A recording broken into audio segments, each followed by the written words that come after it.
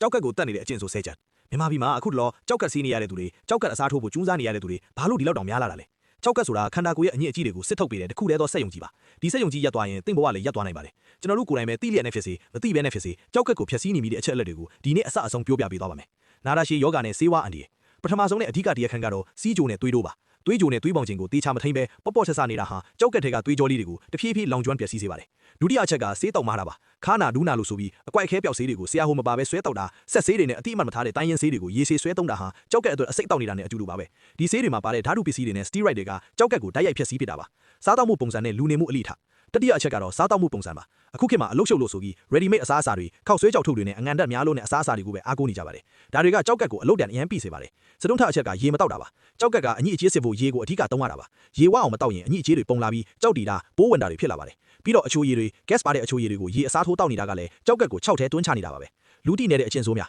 ဒါတွေမဲလားဆိုတော့မဟုတ်သေးပါဘူးကျွန်တော်တို့သတိမထားမိတဲ့အချက်တွေအများကြီးကြံပါသေးတယ်စီးအောင်ချင်းစီးသွားချင်တာကိုအောင့်ထားရင်ဘက်တီးရီးယားတွေပွားလာပြီးကြောက်ကက်ကိုပိုးဝင်စေပါတယ်အသားတဲ့အလိုအကျွန်းစားခြင်းကြွက်မားတက်ချင်လို့အသားတွေကိုပဲဖိစားတာပရိုတင်းပေါင်တာတွေအလိုအကျွန်းတောက်တာကကြောက်ကက်ကိုအပြင်းထန်အလိုလိုခိုင်းတယ်လို့ဖြစ်စေပါတယ်စိတ်လိမ့်နဲ့အရက်ဒါတွေကကြောက်ကက်စီသွေးသွားတာကိုဟန်တိုင်းပြီးကြောက်ကက်ရဲ့လှုပ်ဆောင်ချက်ကိုကမောက်ကမဖြစ်စေပါတယ်အဲ့ရေးပြက်ချင်းကြောက်ကက်ဟာညဘက်မှာသူ့ကိုယ်သူပြန်လဲပြုတ်ပြင်ထားတာပါအဲ့ရေးပြက်ရင်အဲ့ဒီပြုတ်ပြင်ရေးလုပ်ငန်းစဉ်ကြီးပျက်စီးသွားပါတယ်ကြောက်ကက်ယောဂဟာတိတ်ဆိတ်သောလူတတ်သမားပါအတော်လေးပျက်စီးသွားမှလက္ခဏာပြတတ်တာမို့လို့တင့်မှာမျက်နှာဖောတာခြေထောက်ရောင်တာစီးတဲ့အမြုပ်တွေပါတာမျိုးခံစားရင်အမြန်ဆုံးစစ်ဆေးဖို့လိုပါသည်မပျက်စီးခင်ကြိုတင်ကာကွယ်တာကအကောင်းဆုံးပါတစ်သွေးတိုးစီးကြိုထိန်းပါနှစ်အငါနဲ့အတင်စားမုံတွေရှော့ပါလုံးရေများများတောက်ပါလေးဆေးတွေကိုစီးကမ်းမစိတ်မတောက်ပါနဲ့တင့်ကြောက်ကက်ချမ်းပါဖို့ဒီနေ့ကစပြီးအကျင့်စိုးတွေကိုပြင်လိုက်ရအောင်အားလုံးပဲချမ်းပါကြပါစေ